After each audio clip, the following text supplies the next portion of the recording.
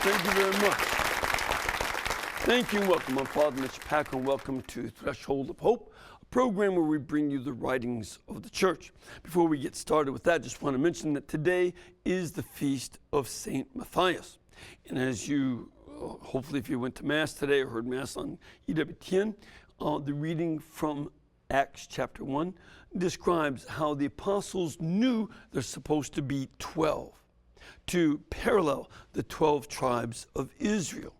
So they chose somebody to replace Judas after he died, and Matthias was chosen by lot. So he became the replacement, and he was chosen because he was a witness of the ministry of Christ from the earliest days at the baptism of Jesus all the way forward through the resurrection. So he could be a faithful witness to what he saw.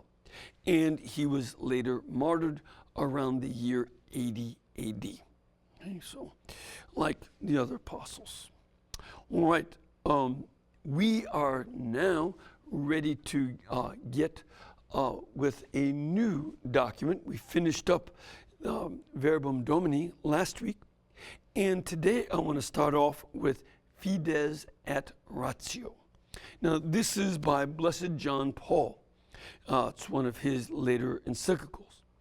And it's the second to last one, in fact. His last one was the one on the Eucharist, which we covered a few years ago. This one was the second to last that he wrote.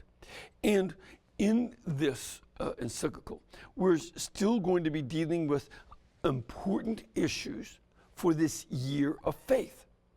Remember, Pope Benedict has asked us to have a year dedicated to understanding our faith.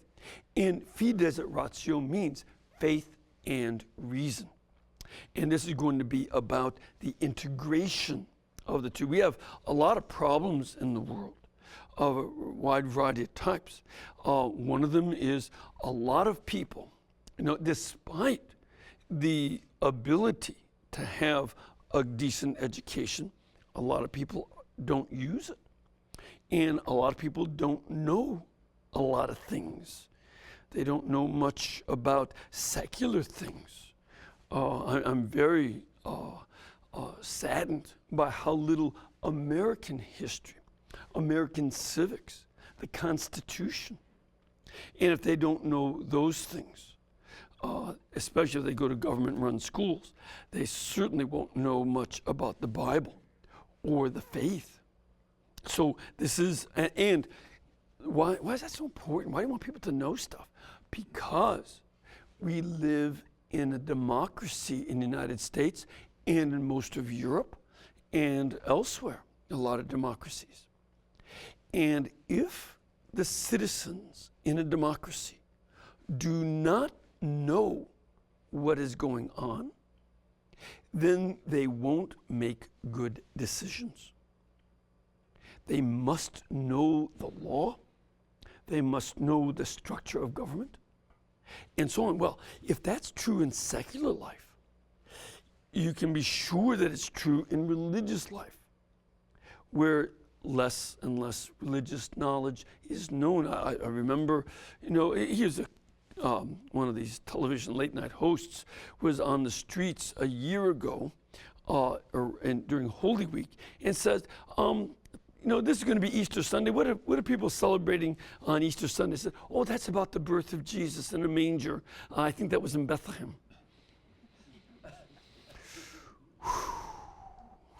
Okay, we have a lot of work to do. And also, we're dealing with another situation.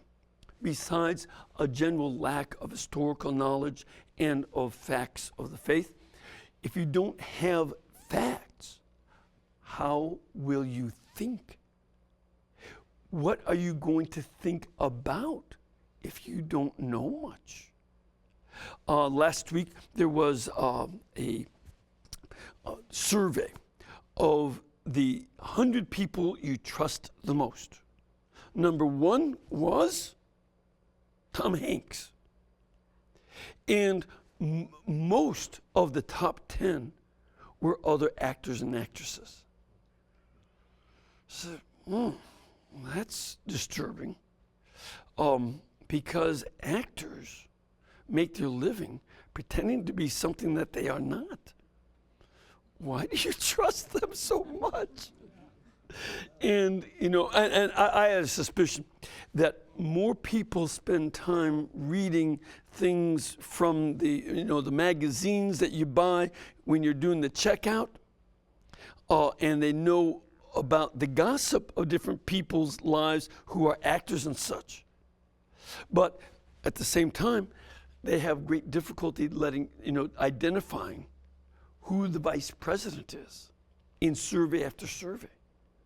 So they trust Tom Hanks because he's got a family, he hasn't gone through divorce, there are no scandals, so he's a decent guy, so you trust him.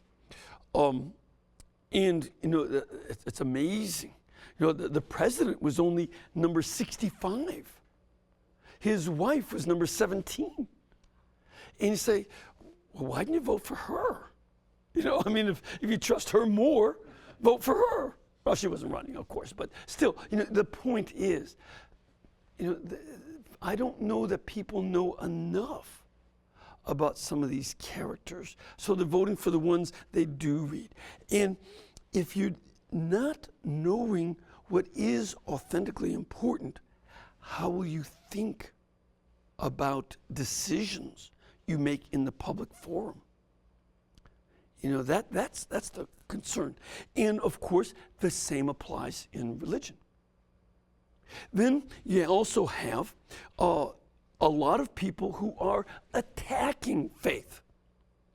And it's amazing how strong, and I'm hearing it over and over again in the media and from students, that professors at the university regularly mock faith in God and in Christianity in particular. And they oftentimes use ridicule, which I find absolutely unconscionable. They should be teaching how to think, not using mockery. That's not thinking. And so this is something that we need to learn how to think about the faith, as well as understand what we believe and why. That's going to be what we're dealing with here. Now, this is a difficult piece of literature. I'm going to tell you ahead of time. It's not simple, but we're going to do our best to explain it. Now, you can get a paperback copy of Fides Et Ratio. We don't have it at the EWTN catalog at this point. We might get it, but you can certainly get it from Amazon.com and other places on the internet. I think Daughters of St. Paul might have it in some other groups. Or you can also download a free electronic copy into your computer by going to the document library at EWTN.com. It's our website. Go on where it says Faith tab, and you can get the documents library, and you'll see encyclicals, and just type in Fides et Ratio. Okay? So now, of course, while you're there, you can also watch earlier programs of Thresehold of Hope by clicking on where it says EWTN live shows, and then click on Thresehold.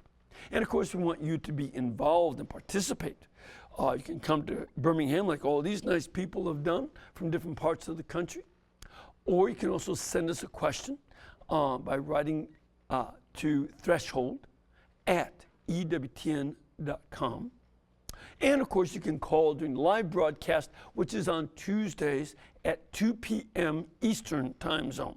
The phone number is 1-800-221-9460 or 205-271-2980. Now let's take a look at this.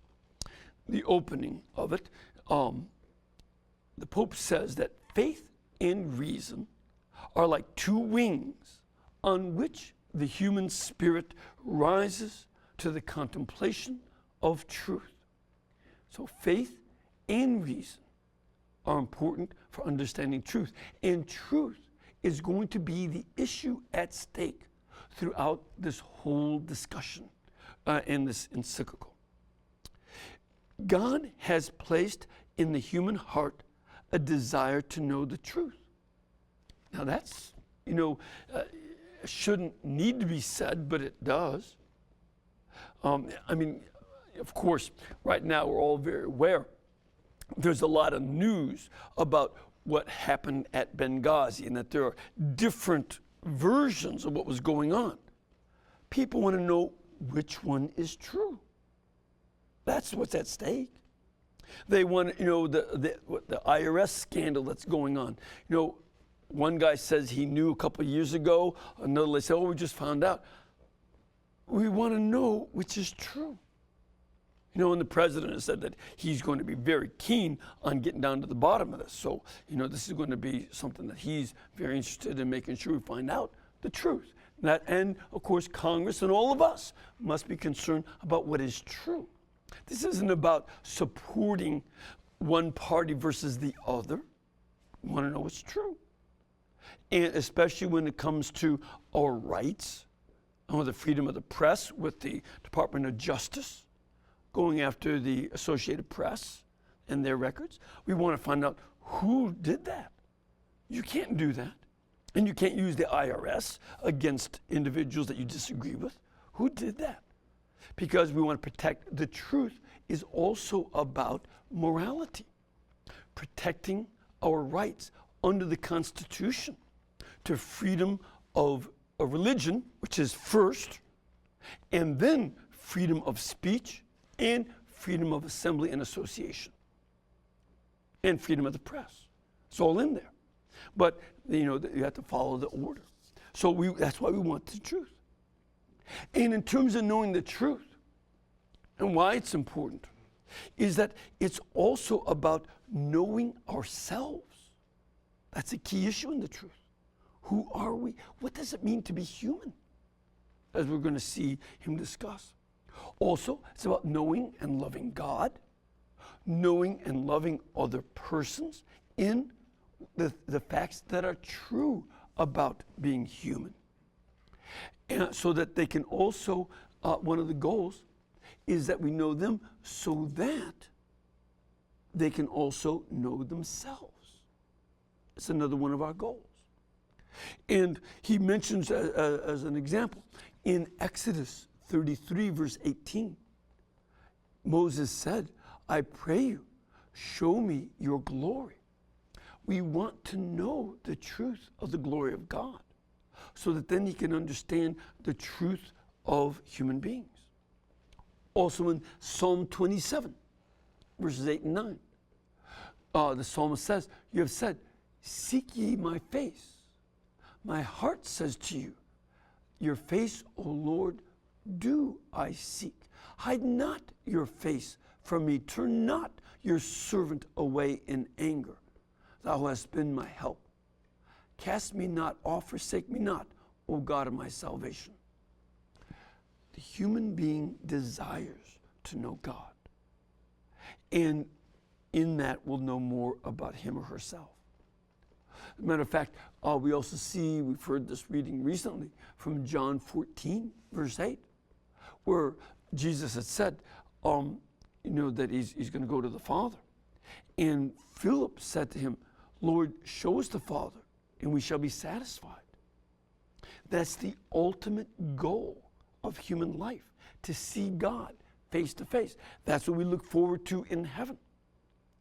That's one of the weaknesses of the concept of heaven in, say, Jehovah's Witnesses and Mormons. They say that you will find an earthly paradise if you're Jehovah's Witness, or you will find your own planet. But what the book of Revelation makes clear is that you will see God face to face. He will wipe away your tears. That's what we want to do. Also, in St. John wrote in his first epistle, chapter 3, verse 2, says, Beloved, we are God's children now. It does not yet appear what we shall be. But we know that when he, that is Jesus, appears, we shall be like him, for we shall see him as he is. That's the goal Scripture gives us, to see Jesus and become like him. And in that way, go back to what Genesis chapter 1, verse 27 says, bringing us back to being in the image and likeness of God, in which we were created. Christ will restore us. So, here in this introduction,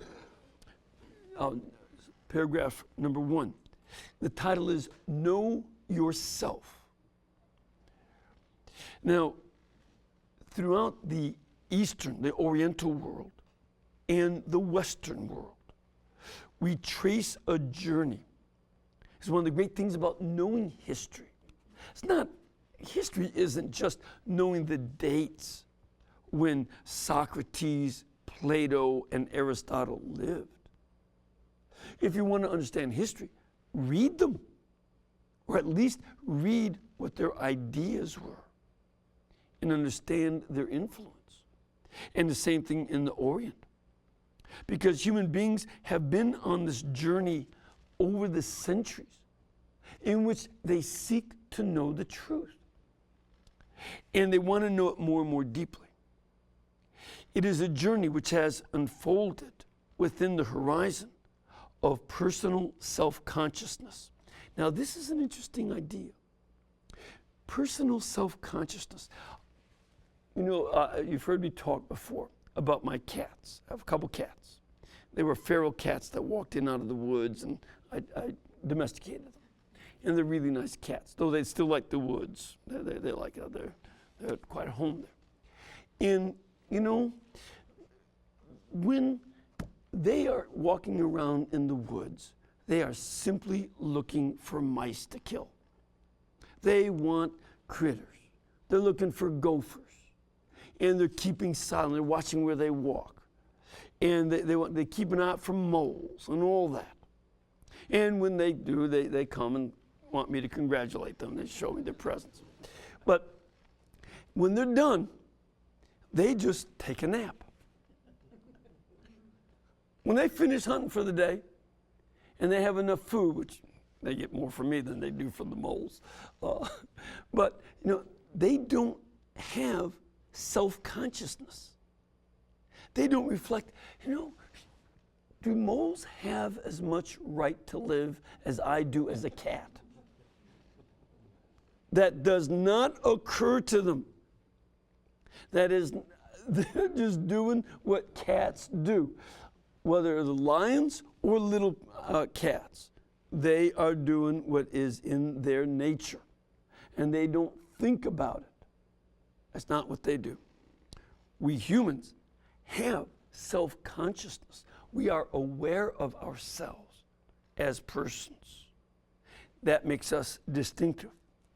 And the more human beings know about reality in the world, the more they also know themselves in their uniqueness. We see, for instance, as I observe my cats, I see how different they are from human beings in so many ways. I mean, they're very affectionate, they're very nice, but I see that they don't do things that I do, and or that any other human being does. And also, the more we know about the world and how amazing the world is, and I don't just mean the globe. One of the great things about humans is that we have been able to get off the planet. No animal has done that except for the human being. And the animals know, for instance, that there's a full moon, and they'll stay out all night when there's a full moon because it's bright. But they cannot predict when the moon will be full. And they can't know anything about the stars, the distances, how many billions of stars in our galaxy, or how many billions of galaxies. As a matter of fact, none of the animals know the meaning of the word billion. Apparently, neither does the federal government, but that's another problem. And so, this is something that is distinctive of human beings. It's part of our very essence. This is the core of who we are. And therefore, everything that we can know, the object of our knowledge, is part of life. We should want to know. One of the worst attitudes that I see, not only among young people, by the way, but is when people say, oh, whatever. You give them an important bit of information and say, whatever. That's a way of saying, yeah, all right, you showed me up. I don't know that, but I don't care. Why not? Why not? Why don't you learn and find out? There was a sign when you went into the temple at Delphi in Greece, which was the main temple in Greece. I've been there a number of times. You see the ruins of the temples. There was a sign that said, "Know yourself," carved in stone at the door. And it's not just going through the rites. They also wanted to say, know who you are. If you're going to seek the Delphic oracle, who would give you these little sayings, it won't make any difference if you don't know who you are. That was one of the points. Well, this is a testimony to a basic truth for everybody. Everybody should know himself or herself. This, to understand us. Matter of fact, that is something I find. The older you get, the more you learn. You don't know yourself when you're a teenager. You don't know yourself when you're a newlywed. And you don't know yourself when, at this point, in my 60s, I still say a lot to learn. It's a whole process throughout life of learning more about yourself as you go through different stages. That's part of what we do. And this sets us apart as humans, makes us distinct. Now, when you look at ancient history, you see how in different cultures, certain fundamental questions about human life show up everywhere. Civilized people around the world wanted to know, who am I? Am I just a cog, or am I a person? Am I somebody else's tool, or do I have an inherent dignity? Where have I come from? What's my origin? And that's an important area in science. We want to know about the history of humanity, but also in terms of ultimately, where do I come from? Why are there humans who can think? Why are we set apart? I mean, the apes have a lot of interesting qualities, but they haven't written any books yet, whereas human beings do. Matter of fact, human beings invented the idea of writing a book. They invented the idea of writing. And there are even a few human beings who have something worth writing. And that's one of the things you find out. Also, you want to find out, where am I going? What's the purpose of life? Where am I headed to? You realize, I've certainly heard it from elderly people, life is very short. And it does go by fairly quickly. Another key question, why is there evil and pain? That's a mind-boggling question. What is the origin of evil? What is there after you die?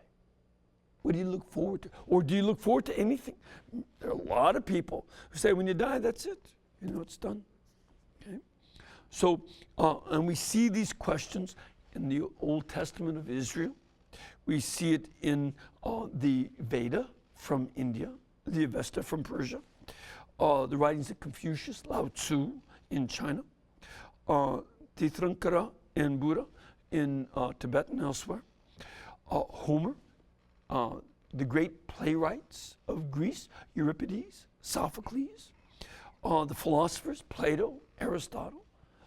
All of them have these questions that are dealing with the search for meaning. And that is something that comes from the human heart. And the answer that you give to those questions will determine how you live. Furthermore, I would add to what the Pope said. If you avoid those questions, that will also determine how you live. So dealing with these, or even avoiding them, will give a character to your life. Now, the church is very much involved in this journey of discovery, and she can't be a stranger to it. It's so much part of our existence. We look to the Paschal mystery. Now, the Paschal mystery always refers to the death and resurrection and ascension of Jesus. This key event, this is where we get our identity. And through that, the church has received a gift of the ultimate truth about human life. This is why we are so committed to the truth of what Jesus did. It's not a negotiable for us to be a Christian. And the church has gone on her pilgrim way through history. It's a great history for us to know. As the church goes through all different parts of the world, apostles like St. Matthias, who went up north of Mesopotamia, and Thomas, who went down to India, Paul, who went all over the Mediterranean, James to Spain, Peter to Rome, Mark to Egypt, and so on and so on. They went all over the place. And throughout the history, the church, when we find out that there's a new world, we send missionaries. We bring the gospel everywhere we go. And this is because our goal is to proclaim Jesus Christ, who, according to John 14, verse 6, said, I am the way, the truth, and the life. No one comes to the Father but by me. And that basic truth is key to understanding who we are. So the church very much wants to serve humanity in a wide variety of ways. We have hospitals, orphanages, schools. We invented the hospital. The church invented the university.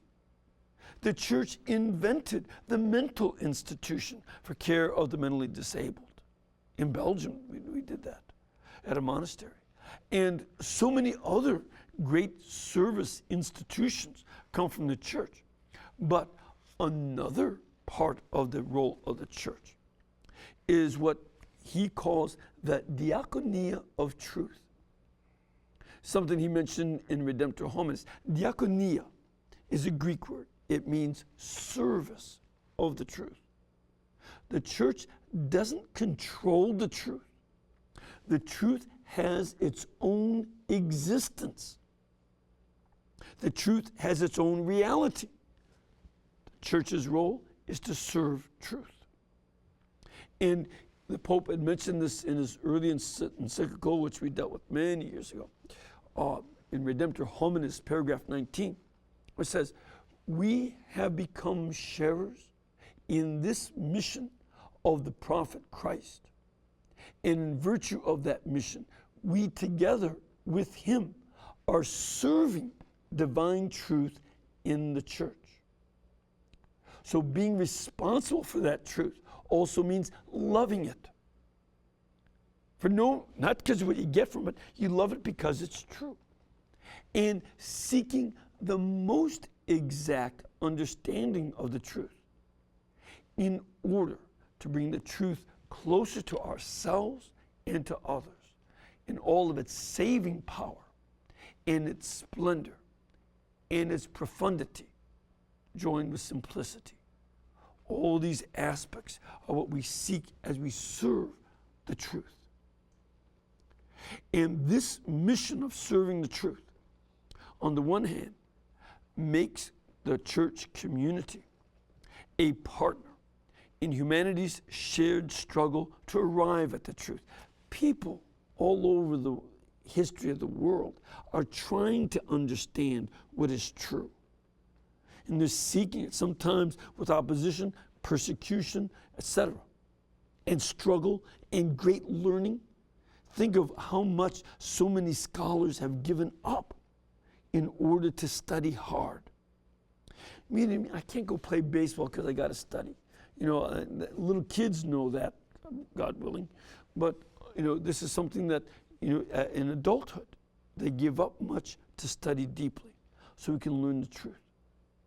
And the Pope speaks about this also from a comment in Vatican II, in the document Gaudium et Spes, paragraph 16, where it says, in fidelity to conscience, so we have to be faithful to our conscience, Christians are joined with the rest of humanity in the search for truth and for the genuine solution to the numerous problems which arise in the life of individuals and from social relationships. Because life is not easy. There's a lot of problems, a lot of difficulties, and we want to find out the best way to solve the problems. On the other hand, this service of the truth also obliges the believing community to proclaim the certitudes arrived at. There's some things we do know, we believe to be certain. Now that's considered dangerous by many modern thinkers. They don't want you to be certain of the truth, because if you're certain of the truth, they might be wrong. So that makes a lot of people nervous. But if we do come to something that we're sure of, we have to say it. And we also have a sense at the same time that every truth we do learn is a step toward a fullness of truth. So we don't know everything, but we can be certain of certain things we do know. And we keep taking those steps forward. And that fullness of truth will appear at the end of the world when God finally reveals himself, as St. Paul says in 1 Corinthians 13, verse 12. For now we see in a mirror dimly, but then when we see God face to face, now I know in part. Then, after death, I shall understand fully, even as I have been fully understood. So this sense of us knowing certain things doesn't mean that we know everything. We have a lot more to know. But what we do know, we proclaim and we understand. So that based on the knowledge we already have, we can go to the next step. If you aren't sure the first step you take, you won't be able to take it. So you build on what we know and keep developing more truth about these key questions, as well as other things like science. I mean, do you want to wait until somebody else discovers gravity? Or are you just going to believe Sir Isaac Newton? I'm going to go with Newton. I'm going to try, and then build on that to learn more. Same thing with issues of the faith, of logic, reason, and human nature. These are some of the things we'll build on, we'll proclaim, and make known, and move forward to ever deeper truth. That will be the goal. All right, we're going to take a break. We're going to come back and get some of your questions and your comments, as well as those of our studio audience, so please stay with us.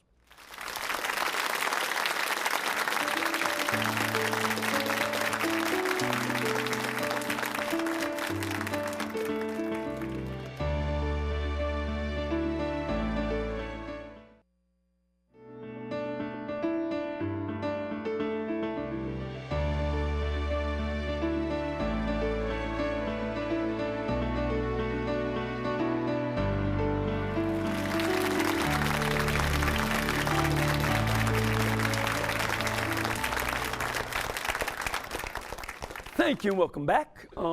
First of all, we thank our audience for being here, and we'd love to have you come and join us as well. How's the weather here? Is it beautiful? And it's just stunning, stunning. So come on down here. It's a beautiful spring. And the phone number for our pilgrimage department is 205-271-2966 or www.ewtn.com. And they'll give you all kind of information about scheduling of programs, the masses, tours, things like that. And we'll, do our best to give you information about where to stay and eat and all that stuff. So some of you Texans who are visiting, you got to try some of the Alabama barbecue too. Get some, there's some good stuff. There's a place called Golden Rules, little kind of a religious thing.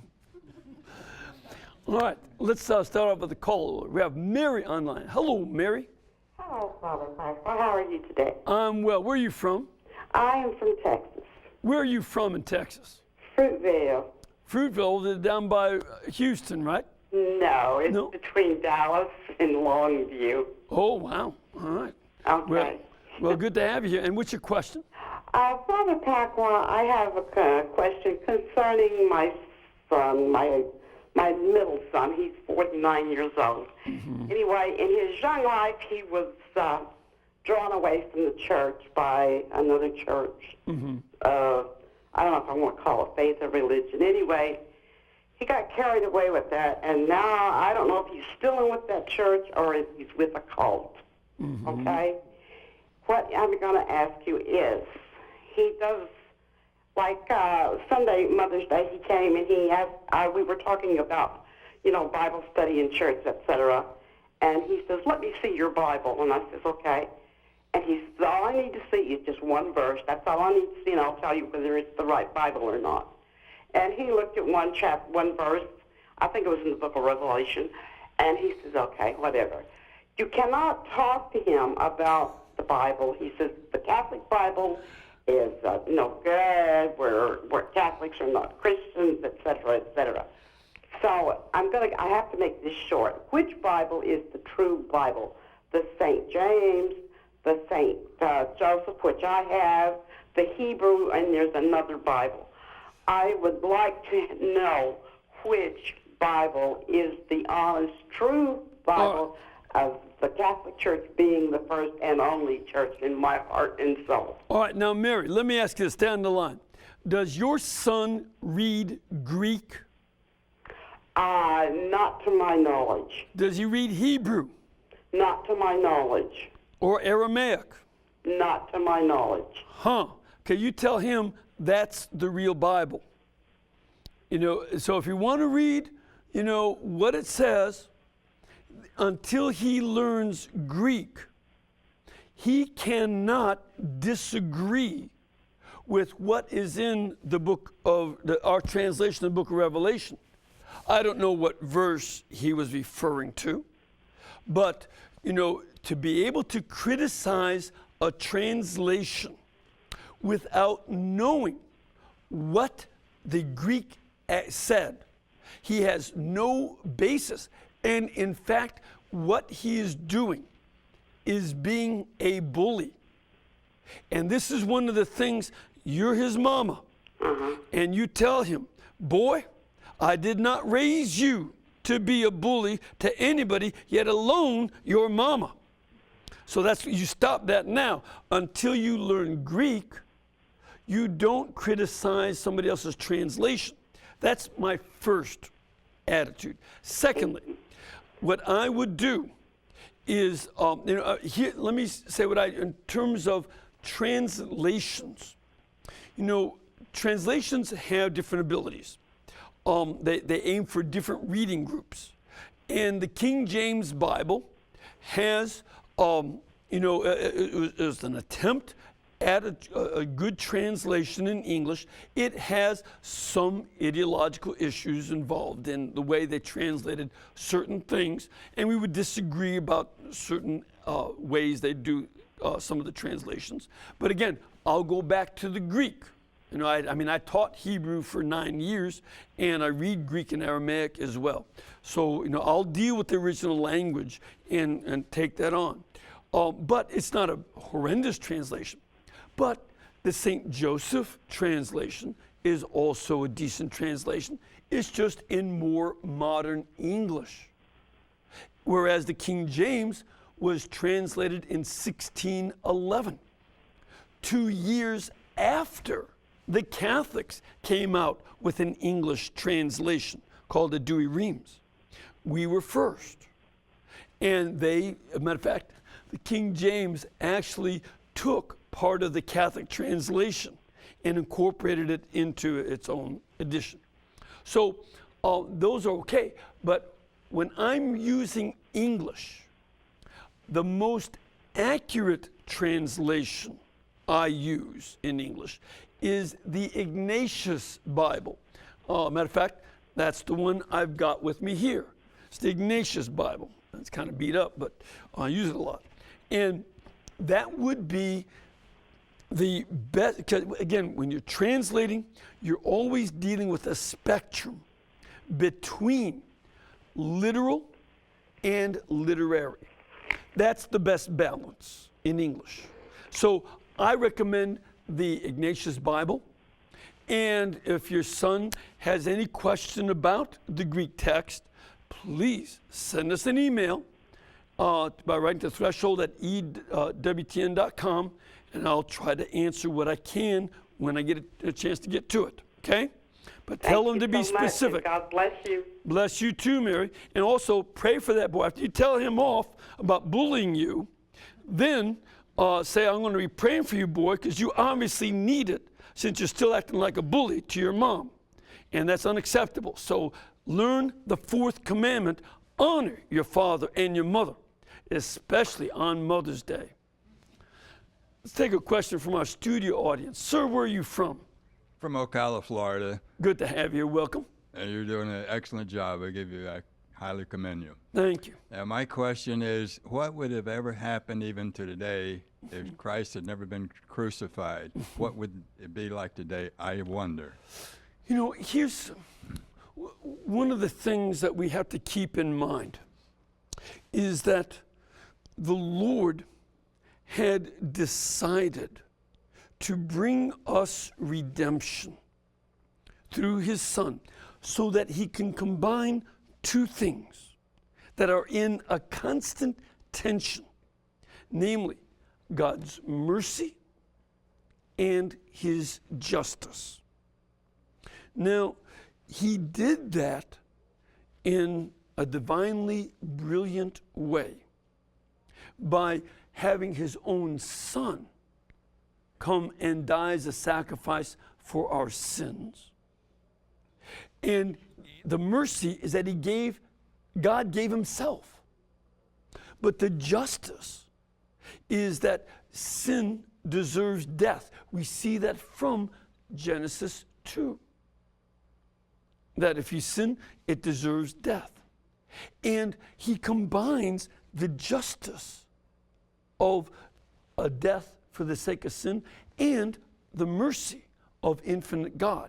Now, he could have redeemed us in another way. But he did it in this way. As a matter of fact, he prepared for this by training Israel in the meaning of sacrifices, by giving the prophets prophecies about his saving death. Isaiah 53 and Zechariah 9 and other places. So there's a long preparation for it. But he could have done it any way. He could have done it by a blink of the eye. But it would not have made the impact of uniting mercy and justice in this particular way. And we are more drawn, and it's a mystery of God that he did it this way, but it's a mystery that draws us into understanding the meaning of our own suffering and so many other things, so that he chose this. Now, again, he could have done it, but I suspect we would have responded with more superficiality than we already have. And I would compare it to this way. I know some parents whose children get in trouble, okay? And some parents say, oh, I'll just pay the whole fine and just let the kid go. And not always, but some of those kids never really learn the lesson.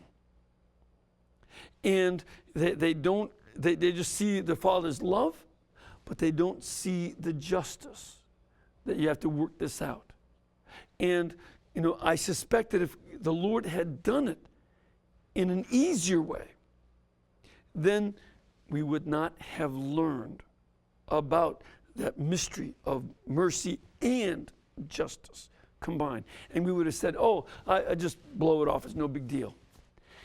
That's what I fear would have happened. We have another caller. Hello, Marie. Hi, Father Mitch. Thank you for taking my call. Where are you from? I'm from New Hampshire. Oh, great. And what's your question? Well, it has to do with the opening line, know yourself. Yes. And my question is, you do self-examination, or I'll speak about for myself, I guess. Okay. You do self-examination of yourself. Sure. And then there's versus wrongful discernment about yourself. Mm-hmm. And I'll use an example. Like, I believe that God looks down at me with such great love because I am his creation. But when I look at me, it's hard for me to see how he could see something so beautiful in me. Right. And you'll have, someone may say, well, you're too hard on yourself, or you're, which could be true, but then I think about Christ dying for me. Sure. And I think I could never merit that, ever. Right. And is that correct discernment of self? You know yourself enough that we're just never would be worthy. I find the same result when I examine myself. Oh, thank God. Oh, that's easy for you to say. You don't live with me. You don't have to put up with me. But for the people who do have to put up with me, they don't thank God. They want to knock me on the head. But it be that as it may, this is the reality of human life. And that's why knowing yourself is not just self-examination apart from God, but rather the truth of who God is and his love for us, infinite love for us, keeps us from despair. See, I fear that many people who commit suicide, not always, a lot of times it's mental disturbance and other problems to be sure, but for some people, they don't have both sides of the story. They see what a mess I am. The world doesn't need me anymore. And they don't go to the other side, but Christ died for me. Yeah, I don't deserve it, but he did it anyway. And again, there's that sense of coming to him and seeing that combination of truth and knowing myself is not something I do in complete isolation from everybody else. It's also in relationship to other people and in relationship to God. That's going to, because part of what it means to be human is to know God, and more importantly, as St. Paul says, to be known by him. That's our task. We have another question from our studio audience. Ma'am, where are you from? From McKinney, Texas. Good to have you here. Always nice when people from the Republic show up. And your question? It's very frustrating, especially in this day and age, when you collect facts, collect statistics, you try to present truth in light of reason, and you bring it to people's attention, especially the people who are close to you and your family and so forth, and you get the stare. And then you get the words, that's just your truth. That's your truth. My truth is different, especially when you get into those really hot button areas like abortion and same-sex marriage. And they, for every statistic or every survey that you present to somebody, it's just, that may be what some people think, but that's not a reality. Right. What And do you do with that? Okay, this is one of the things. If you're serious about dealing with them, one of the questions I sometimes ask is, how do you know that that is my truth distinct from yours? How do you know that? Because that implies that truth exists. And it implies that each of us can have it. Now, are you saying that your truth is so different from mine that we cannot have a discussion between us in which facts are shared and held in common, and that and that we cannot use logic and apply logic to the differences between us? Is that what you're saying? That you or I, one of the two of us, is so illogical, we cannot bridge the gap between us? Then how do you know if, because if that's the case, and this is, I know the argument, I hear it all the time, then what we are left with is a world in which you cannot discuss anything, because I have my truth, you have your truth. There's a gap between us. Even though you have just used the same language, and if it's your own kids, the same language I taught you how to speak, young man or young lady. And you, even though we have that language in common, you avoid the discussion. And what you really, and so does that mean that all that's left is that might makes right? So that if I get enough people on my side, I win and you lose. Or if you get enough people on your side, you win and I lose. Or can we discuss the issue? Now, the fact that we share a language in common should mean that there is a truth that goes between. And what I sometimes even say to these people, what I think, or this is what I think about you, is you don't have enough facts to back up what you are saying, but you are making a decision based on a certain emotional attachment to people you know who have had an abortion, and you don't want them to feel bad. Or you know people who have same-sex attraction, you don't want them to feel bad. And so you don't want to discuss it because you don't want to offend their feelings. And I don't want to offend their feelings either. But that's not the issue. The issue is a baby is dead. That's the issue. And the baby didn't do anything wrong to deserve being cut to pieces. That's my issue. And so I don't want to offend the feelings of the woman who may have done that. But I don't want the baby to be dead. And that is a fact that doesn't depend on your truth or my truth. That baby is cut into pieces. That is reality. And the same thing with same-sex attraction. The reality is, right now, people with same-sex attraction are virtually 100% infected with sexually transmitted diseases. Virtually 100%. 70% have human papillomavirus. Just one disease. And there are about 40 other diseases. So, it's not that I worry about their feelings. I don't want them to get and pass on these diseases and die early or get sick because of them. I care about this fact. That is not about my feelings or your feelings. That's the kind of thing we have to deal with. The thing I have to deal with is that we're at the end of our time. May the Lord bless you and keep you, the Father, the Son, and the Holy Spirit. And again, I want to remind you, We can bring you this program and all the other shows because of your generosity. Keep us in between your gas bill, electric bill, and cable bill, and we'll pay our bills too. Thank you.